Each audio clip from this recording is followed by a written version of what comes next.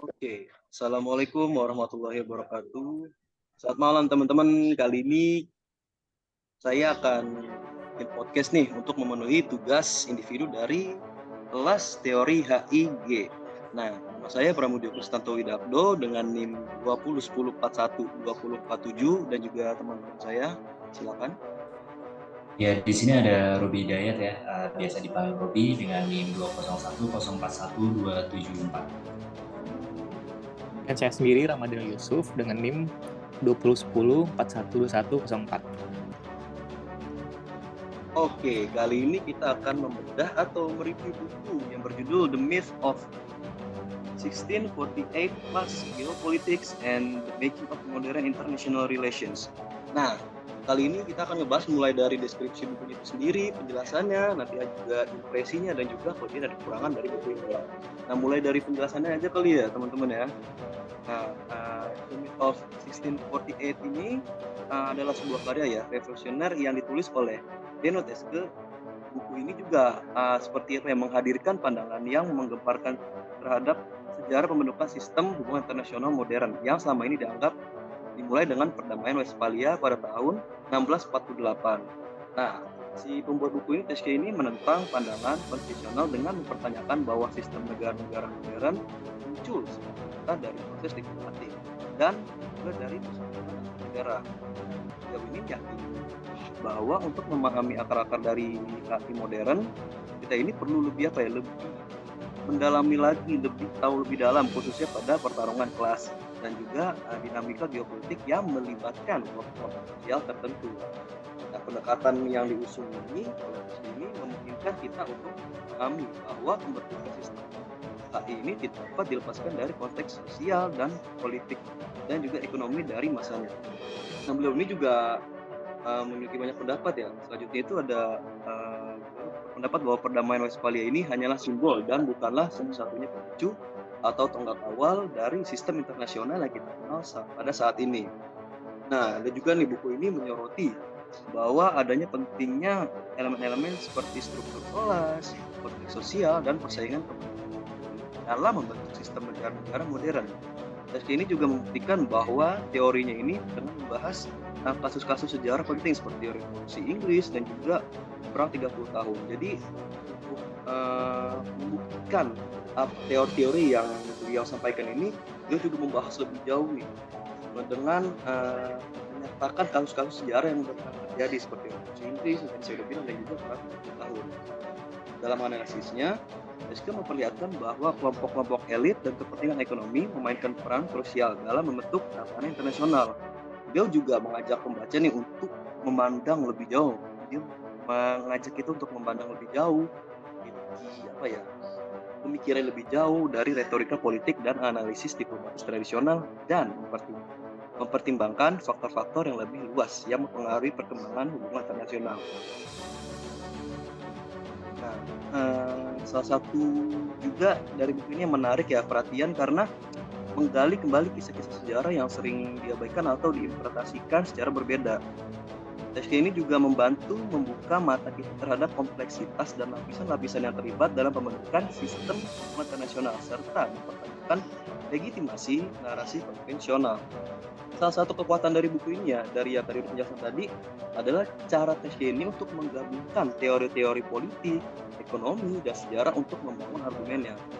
Ia juga menunjukkan bahwa untuk memahami dunia internasional kita tidak bisa memisahkan antara politik dan ekonomi dan juga tidak bisa mengabaikan faktor kelas sosial. Buku ini juga seperti memberi gambaran ya atau wawasan dalam tentang bagaimana struktur kelas ini yang tadi saya sebutkan mempengaruhi kebijakan luar negeri suatu negara. Namun tidak dapat disangkal bahwa buku ini juga bukan ketekunan dan pemahaman yang cermat dari pembacaan. Jadi kita sebagai pembaca juga memiliki pemikiran yang luas dan juga setidaknya tahu tentang teori-teori yang dibutuhkan tentang seperti itu. Nah, argumen yang disajikan dalam SK ini cukup kompleks ya dan juga membutuhkan pemahaman yang tadi saya bilang tentang teori-teori dan juga sejarah yang sudah ada ataupun sudah terjadi. Nah, pembaca ini mungkin yang kurang akrab dengan konsep ini akan menghadapi seperti tantangan dan seperti agak lulus untuk memahami dari secara keseluruhan yang saya gambarkan dalam buku ini, karya penting ini merupakan karya yang penting ya dan provokatif dalam kajian hubungan internasional. Mungkin dari teman saya, mungkin Oke, Mas Pram, emang menarik banget sih bukunya, memang butuh pendalaman yang lebih untuk bisa memahami buku ini. Terus ternyata setelah gue ngebaca buku ini, gue tuh punya impresi gitu ya. Nah, impresi itu ternyata bahwa Perjanjian Westphalia yang dibahas dalam buku ini, yakni pada tahun 1648, itu secara luas ditafsirkan sebagai landasan hubungan internasional modern bagi penulisnya, yakni Beno Teske ya, yang dianggap sebagai mitos ternyata. Nah, dalam prosesnya ia memberikan penafsiran ulang yang segar terhadap perkembangan hubungan internasional modern dari abad ke-8 hingga ke-18. Nah, ternyata buku ini tuh atau isinya itu terinspirasi oleh karya sejarah inovatif, yakni Robert Brenner. Teske berpendapat bahwa hubungan sosial memberikan kunci untuk membuka perubahan makna internasional pada periode abad pertengahan, awal modern, dan modern. Teske menelusuri bagaimana interaksi jangka panjang antara konflik kelas, pembangunan ekonomi, dan persaingan internasional dapat mempengaruhi pembentukan sistem negara modern. Namun, alih-alih mengidentifikasi terobosan terhadap modernitas antar negara di abad ke-16 yang panjang atau dalam periode persaingan geopolitik yang semakin intensif selama abad ke-17, Teske menunjukkan bahwa geopolitik itu tetap diatur oleh komunitas politik dinasti dan absolut yang berakar pada rezim kepemilikan feodal. Nah, ternyata buku The Myth of 1648 berpendapat bahwa permulaan hubungan internasional modern secara khusus hanya dimulai dengan bangkitnya kapitalisme dan pembentukan negara modern di Inggris. Setelah itu, model Inggris menyebabkan restrukturisasi rezim yang lama di benua Eropa. Ternyata ini adalah proses pembangunan sosial yang tidak merata dalam jangka panjang dan belum selesai hingga Perang Dunia I. Nah, for your information nih guys, ternyata buku ini itu mengecam hal yang lumrah atau hal yang biasa terjadi dalam teori-teori sejarah Eropa, bahwa perjanjian Westphalia tidak hanya mengakhiri perang 30 tahun, akan tetapi juga meresmikan tatanan internasional baru yang didorong oleh interaksi negara-negara berdaulat teritorial. Beno Teske melalui kritik yang menyeluruh dan tajam dalam buku ini ternyata berpendapat bahwa ternyata tidak ada demikian. Hubungan properti sosial dalam negeri membentuk hubungan internasional di benua Eropa hingga tahun 1789 dan setelahnya. Dinasti monarki yang memerintah pada masa ini ternyata itu berbeda dari pendahulunya pada abad pertengahan dalam hal derajat dan bentuk personalisasi, tetapi tidak dalam dinamika yang mendasarinya. Nah, oleh karena itu tahun 1648 dalam buku ini merupakan kaisura palsu dalam sejarah hubungan internasional. Untuk mencapai perubahan nyata, kita harus menunggu hingga masa yang relatif baru dan perkembangan negara-negara modern serta kapitalisme sejati. Akibatnya, hubungan internasional modern baru itu akan lahir setelah pemerintahan dijalankan secara impersonal dan tidak memiliki fungsi apapun selain menjalankan monopoli atas kekerasan itu sendiri. Nah, jadi emang gitu ya guys ya, impresi aku mengenai buku ini. Ya, buku ini tuh emang ada problematik, bisa dibilang problematik juga, memang membutuhkan penalaran yang lebih dalam juga dan harus fokus terutama mengenai perang-perang dunia ya. Nah, kita itu harus paham juga alurnya gimana, sejarahnya gimana, kayak gitu. Mungkin dari Mas Daniel nih, gimana Mas Daniel?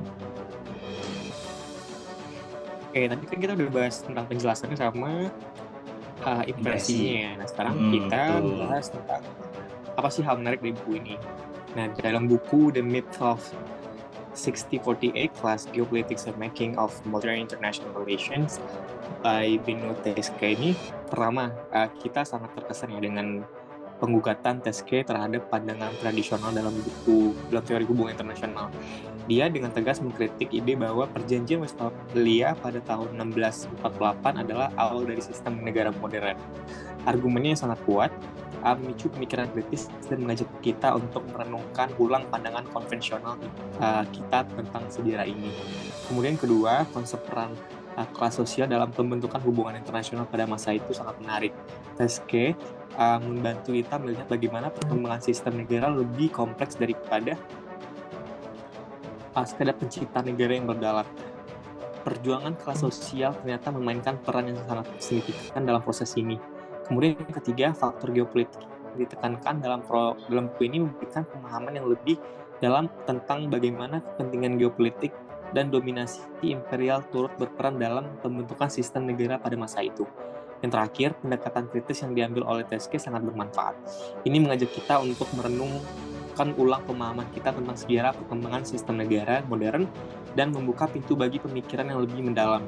Namun, penting untuk diingat bahwa ini hanya beberapa aspek menarik dari buku ini, dan membaca buku itu sendiri akan memberikan pemahaman yang lebih mendalam tentang argumen dan analis yang diajukan oleh Beno Teske ini. Nah, kemudian kita juga dapat mengkritisi apa sih yang terdapat dalam buku ini. Yang pertama, kita perlu memeriksa pendekatan metodologi yang digunakan oleh Teske. Beberapa kritikus mungkin berpendapat bahwa pendekatan ini tidak memadai untuk konteks sejarah dalam yang dibahas.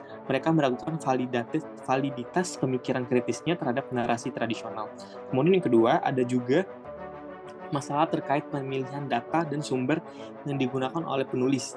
Kritikus bisa berpendapat bahwa pemilihan data ini mungkin tidak cukup representatif atau bahkan memiliki bias tertentu. Selanjutnya terdapat risiko generalisasi berlebihan dalam buku ini. Teske mungkin terlalu berani dalam menggeneralisasikan peran kelas sosial dan geopolitik dalam semua konteks sejarah internasional pada masa itu. Sebagian besar setuju bahwa peran ini bisa lebih kompleks dan bervariasi dari kasus ke kasus. Kemudian yang terakhir, ada kekhawatiran tentang kelangkaan pendekatan alternatif yang disajikan dalam buku ini. Meskipun kritik terhadap pandangan tradisional penting, mungkin ada kebutuhan untuk lebih mempertimbangkan pendekatan alternatif yang lebih kuat dan konstruktif untuk memahami perkembangan sistem negara modern. Mungkin itu sih beberapa hal menarik sama kritik dari kita tentang buku The Myth of 1648 ini. Balik lagi ke teman-teman, ada tambahan mungkin? Oke, emang menarik banget ya, emang buku ini itu menurut aku tuh kayak sebuah pemikiran baru atau gebrakan baru pada masa itu, di mana banyak reviewer yang bilang bahwa Teske itu terlalu berani. Teske itu adalah seorang yang melakukan gebrakan terhadap pemikiran-pemikiran yang lama gitu, dan berusaha menciptakan sebuah alternatif baru dalam dunia hubungan internasional. Dan aku rasa untuk memahami atau membaca buku ini tuh, setelah dibaca-baca tuh kayak filsafatnya tuh dapat banget gitu. Itu aja sih kalau dari aku. Dari Pram gimana, Pram? Betul banget. Dari buku ini kita juga selain belajar tentang sejarah-sejarah, juga ada teori-teori yang berhubungan juga sama matkul kita, ya guys sih. Kita juga harus benar belajar banget tentang teori ini untuk bisa memahami dari buku itu sendiri. Mungkin dari Mas Daniel ada lagi? Oh, cukup dong. Mungkin segitu ya pemaparan dari kelompok kita kali ya. Oke. Iya, oke kalau gitu. Yang udah luangin waktu untuk dengerin podcast kita. Mungkin kalau ada sesuatu bisa ditanya kali ke kita bertiga mungkin ya. Boleh banget. Oke, mungkin segitu aja dari kita bertiga. Sampai ketemu di podcast selanjutnya. Wassalamualaikum warahmatullahi wabarakatuh. Selamat malam. Selamat malam, see you guys.